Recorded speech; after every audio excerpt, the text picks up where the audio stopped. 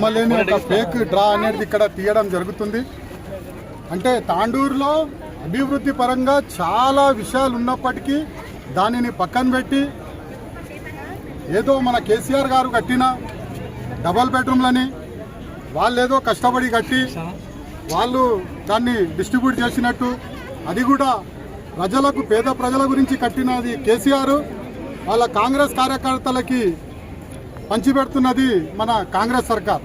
ఎందుకంటే ఇక్కడ మీరు ఒక చూడాలా, పారదర్శకంగా తీస్తున్నామంటే లక్కీ డ్రా అంటే ఫస్ట్ మీకు అన్ని విషయాలు తెలుసు.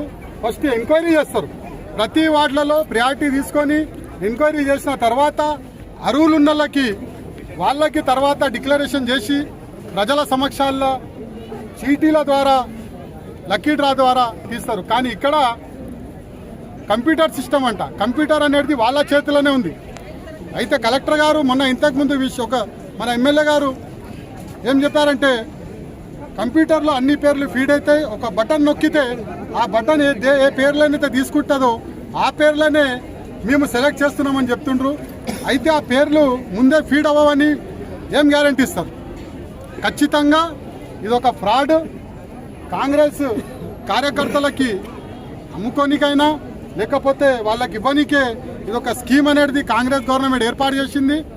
అసలు అక్కడ మీరు పోయి చూడండి, అక్కడ డబల్ బెడ్రూమ్ కాడ పోయి చూస్తే రోడ్లు అనేది మన కేసీఆర్ గవర్నమెంట్లో రోహిత్ అన్న గారు శాంక్షన్ చేసిన రోడ్ల తప్ప ఒక్క పని కాలేదు. అక్కడ వాటర్ సప్లై లేదు, అక్కడ ఎలక్ట్రిసిటీ సప్లై లేదు. 581 ఇల్లు ఇవ్వడానికి రెడీ ఉన్నాయని చెప్పిండ్రు, అదంతా ఫేక్. అక్కడ వెళ్ళి మీరు అది కూడా చూడండి. ఇప్పుడు వీళ్ళని మీరు ఇస్తే వాళ్ళు ఎక్కడ పోయి ఉంటారు? ఆడ ఇంతకుముందు కాంగ్రెస్ గవర్నమెంట్లో రాజేంద్రమ్మ కాలనీలో ఇచ్చినప్పుడు కూడా ఇట్లా ఇచ్చిండ్రు. అప్పుడు కూడా ఇల్లు ఉన్నళ్ళకే ఇల్లు వచ్చినాయి, గరీబ్ వాళ్ళకి ఇల్లు రాలేవు. ఇళ్ళకి ఇల్లు వచ్చిన తర్వాత వాళ్ళు అమ్ముకున్నారు, తర్వాత కొంతమంది కిరాయికి ఇచ్చుకొని ఇప్పుడు కూడా నడుస్తుందాడా?